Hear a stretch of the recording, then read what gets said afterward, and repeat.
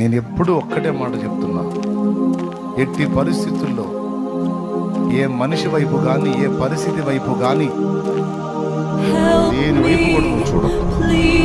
ఆయన వైపే నీ దృష్టి నిలుపు. అప్పుడు పరిస్థితులన్నీ నీ వెనకుంటాయి, కానీ ఆయనకు వీపు చూపించి పనికి మాలిన పరిస్థితుల వైపు చూసావా, అవి చాలా పెద్దగా ఉంటాయి అండ్ నీకు ఎదురుగా ఉంటాయి.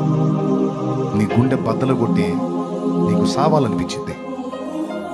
అబద్ధాలు ఆడకుండా నిజం చెప్పండి. ఇక్కడ కూర్చున్న వాళ్ళు ఎంతమందికి గతకాల పరిస్థితుల్లో సావాలనిపించిందో చేతులు ఎత్తండి. అనిపిస్తేనే చేతులు ఎత్తండి. సస్తే పోయింది, ఎందుకు బతకాల నేను అని ఎంతమందికి అనిపించిందో చేతులు ఎత్తండి. కారణం ఏంటో తెలుసా? నేను అబద్ధం చెప్పానా? ఎందుకు వచ్చింది నీకు ఆలోచన?